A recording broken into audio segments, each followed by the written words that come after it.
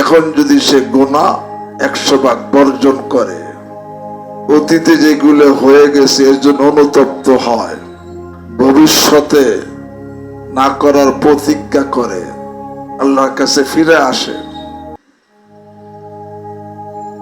এবং কারো মাল নষ্ট করলে তারটা তাকে ফেরত দেয় বা তার থেকে ক্ষমা নেয়, কাউরে কষ্ট দিয়ে থাকলে তার থেকে ক্ষমা নিয়ে নেয়।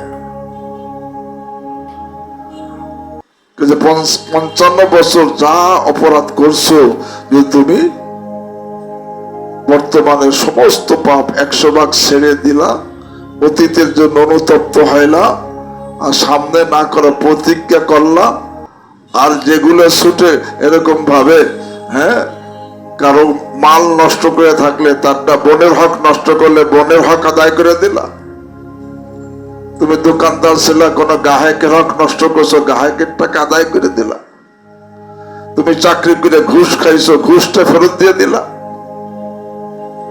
ফেরত দেওয়া লাগবে। হাকিমুল উম্মত মুজাদ্দিদ বিল্লাহ শাহ আশরাফ আলী থানভী রাহমাতুল্লাহ আলাইহির কাছে এক দারোগা মুরিদ হয়েছে।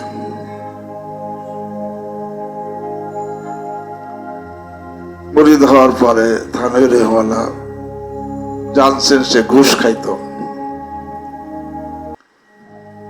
তোমার তওবার জন্য যত লোকেতে ঘুষ খাইছো সকলেরটা ফেরত দেওয়া লাগবে।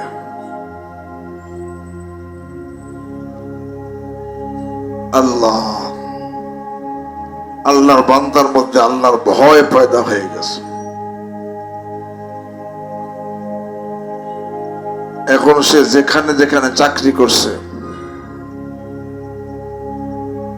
এক এক এলাকায় তো কয়েক বছর চাকরি করে, প্রত্যেক এলাকায় গিয়া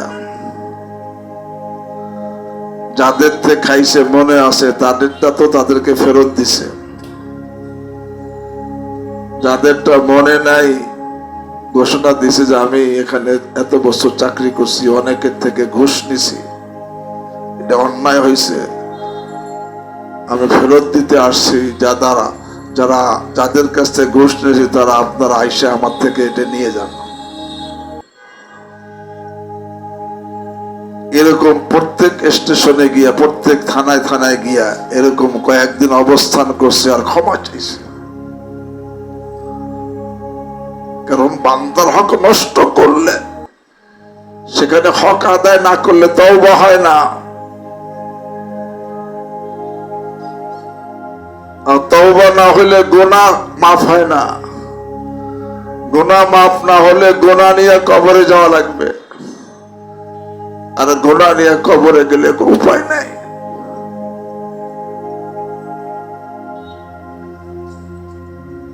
এই জন্য দেখা দরকার যে আমি কারো হক নষ্ট করছি কিনা, বোনের হক নষ্ট করে বসে আছি কিনা, ভাইকে ঠগাইয়া ভাইয়ের হক নষ্ট করে বসে আছি কিনা, কর্মচারীদের হক নষ্ট করছি কিনা, প্রতিবেশীর হক নষ্ট করছি কিনা।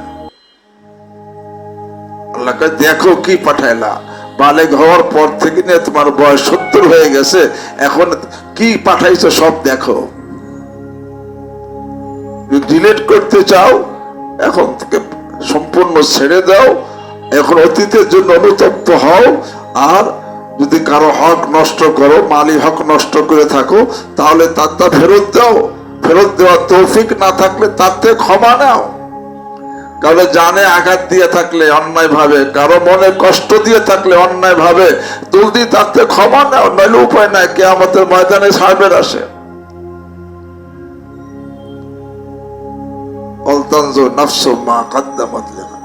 যদি কোনো ব্যক্তি এইভাবে সমস্ত পাপ ছেড়ে দিতে পারে এবং অতীতের জন্য তওবা করে এবং হকদার হক আদায় করে দেয়, আল্লাহ আরহামুর রাহিমিন কয় তুই 55 বছরে কি যত গুনাহ করছিস সব মাফ, সব মাফ, মানে তোর এমন করে দিছি যেন তুই জীবনে গুনাহই করিস না। শুধু তাই না আল্লাহ, শুধু তাই না,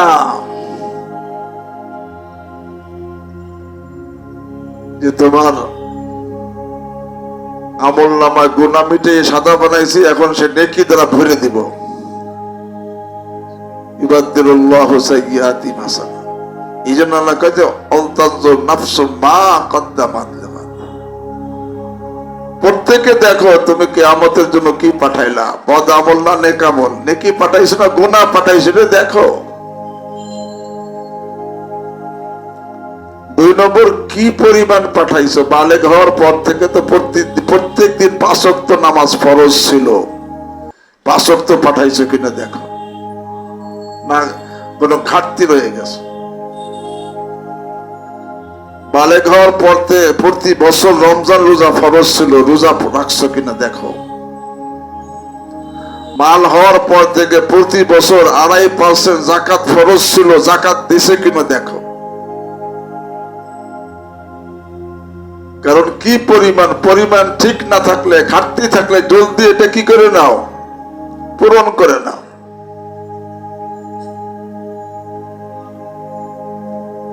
সাথে সাথে কি ধরনের আমল পাঠাইছো, কোয়ালিটি কেমন আমলের, আল্লাহর দরবারে কবুল হবে কিনা এটাও দেখো। আল্লাহর কাছে কোয়ালিটি আমলের মূল্য আছে। লিয়াবলুয়াকুম আইয়ুকুম আহসানু আমালা, কোয়ালিটি হলো আমল। সুন্নাত মোতাবেক হয়েছে কিনা, ইখলাসের সাথে হয়েছে কিনা দেখো।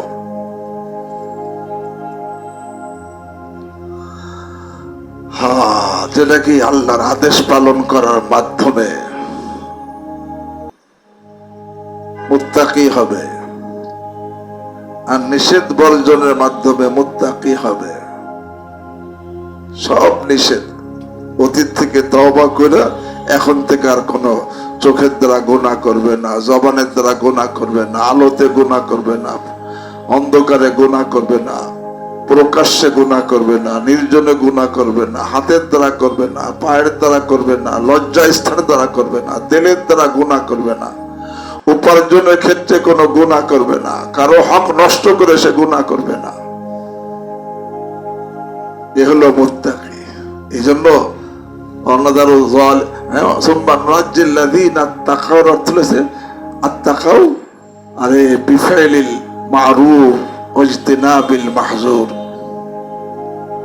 প্রত্যেকটা নেক কাজ করার মাধ্যমে আর প্রত্যেকটা গুনাহ বর্জনের মাধ্যমে যে নাকি মুত্তাকি হইছে, আল্লাহ কয় তাদেরকে আমি ওই জাহান্নামে দাখিল করার পরে তাদেরকে আমি নাজাত দিয়ে দিব।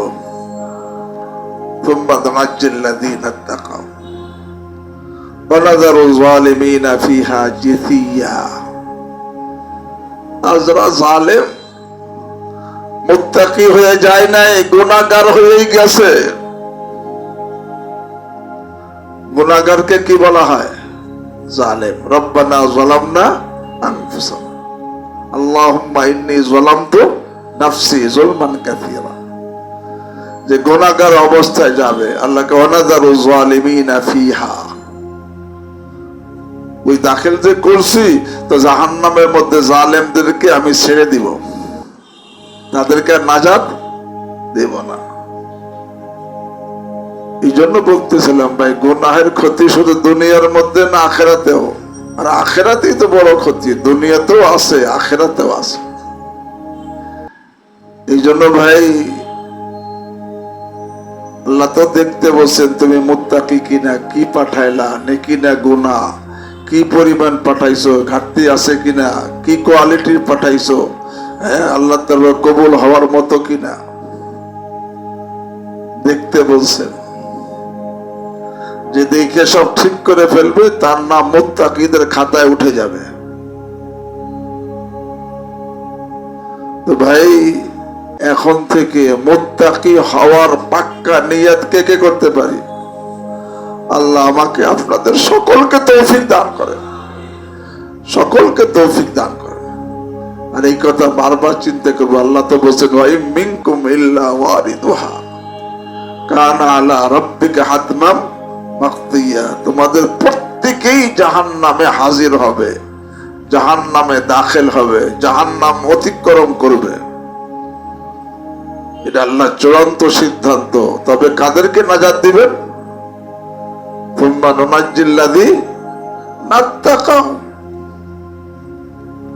আল্লাহ আমাকে আপনাদের সকলকে মুত্তাকি হওয়ার তৌফিক দান করেন।